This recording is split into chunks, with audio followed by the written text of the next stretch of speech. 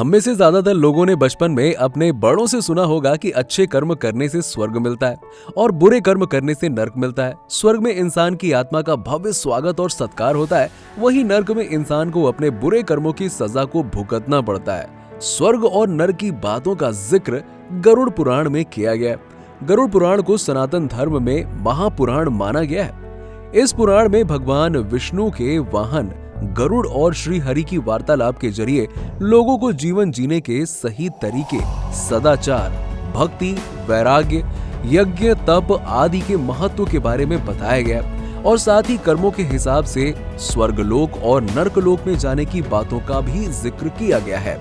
लेकिन क्या कभी आपने सोचा है कि यमलोक में जाने के बाद पाप और पुण्य का लेखा जोखा तैयार कैसे किया जाता है? गरुड़ पुराण के तीसरे चरण में गरुड़ जी भगवान विष्णु से पूछते हैं कि हे केशव, जब आत्मा यम मार्ग की यात्रा पूरी करके जब आत्मा यम के भवन में पहुंचती है तो उसे किस प्रकार की यातनाएं भोगनी पड़ती है?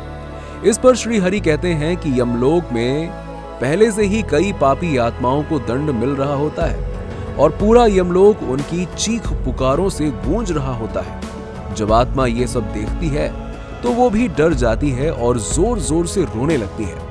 धर्मराज के द्वार पर धर्मध्वज नाम का द्वारपाल रहता है, जो धर्मराज के सहयोगी और देवता चित्रगुप्त से उस आत्मा के शुभ और अशुभ कर्मों को बताता है। इसके बाद चित्रगुप्त जी उसके विषय में आगे बताते हैं। जो गाड़ी नास्तिक और महापापी होते हैं उनके बारे में धर्मराज पहले से ही जानते हैं। फिर भी धर्मराज आत्मा के बारे में चित्रगुप्त से पूछते हैं, जिसके बाद चित्रगुप्त श्रवण से आत्मा का लेखा जोखा मांगते हैं। दोस्तों, क्या आपको पता है कि श्रवण ब्रह्मा जी के पुत्र हैं, जो स्वर्ग, पृथ्वी और पाताल आदि सभी जगहों पर घूमते हैं और दूर से ही लोगों की स्थिति के बारे में जान लेते हैं कि मनुष्य क्या कर्म कर रहा है।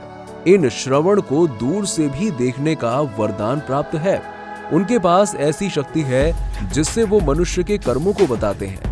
वृत्रदान और सत्य वचन से जो इनको प्रसन्न करता है उसके प्रति वो सौम्य, स्वर्ग और मोक्ष प्रदान करने वाले हो जाते हैं। श्रवण और उनकी पत्नियां धर्मराज और चित्रगुप्त के सामने सब सच सच बताती हैं और इस प्रकार पापी आत्मा के पाप के विषय में सुनिश्चित जानकारी प्राप्त करने के बाद यम उस आत्मा को बुलाकर उसे अपना खौफनाक रूप दिखाते हैं।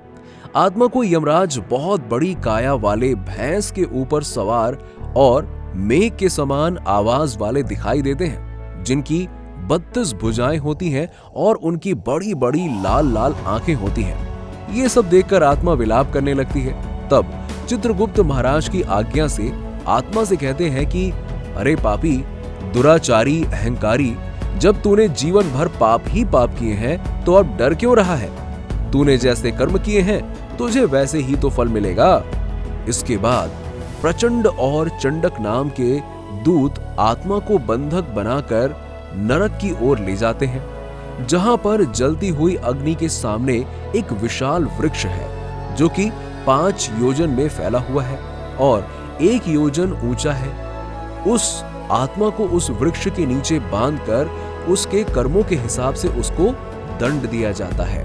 वहीं अगर वो आत्मा किसी सज्जन पुरुष की होती है तो जिसने अपने पूरे जीवन में राम नाम का जप किया हो, जिसने हमेशा दूसरों का भला किया हो, उसका पूरा लेखा जोखा देखने के बाद स्वर्ग भेज दिया जाता है। तो दोस्तों, इस तरह आत्मा के यमलोक जाने के बाद उसके किए गए कर्मों का हिसाब होता है, जो उसने धरती पर रहकर पाप और पुण्य किए हैं, और फिर उसे उसी हिसाब से सजा दी जाती है जैसे उसके कर्म हो। इसीलिए कहा जाता है कि अगर हमें नरक की आग से बचना है तो हमें हमेशा अच्छे कर्म ही करने चाहिए और पाप करना छोड़ देना चाहिए। पुण्य से देवत्व की प्राप्ति होती है और अधर्म से नरक में गिरना पड़ता है। और यदि आप लोग सांसारिक बंधन से छुटकारा पाना चाहते हैं तो सच्चिदानंद स्वरूप परमेश्वर श्री नारायण की आराधना करें। ये संसार निहिसार है और नाना प्रकार के दुखों से भरा है। इस पर विश्वास नहीं करना चाहिए, क्योंकि एक दिन तुम्हारा निश्चय ही नाश होने वाला है। इसीलिए सदा ही श्री विष्णु की आराधना करते रहो और यही अंतिम मार्ग है आपको अपनी मुक्ति पाने का। तो दोस्तों, हमें उम्मीद है कि इस वीडियो को देखने के बाद आपको पाप और पुण्य के लेखा जोखा के बारे में जानकारी मिल गई होगी। और यदि आप लोगों को वीडियो अच्छा लगा हो तो वीडियो को लाइक करें और इसे ज्यादा से ज्यादा शेयर करें और हमारे चैनल को सब्सक्राइब करना बिल्कुल ना भूलें।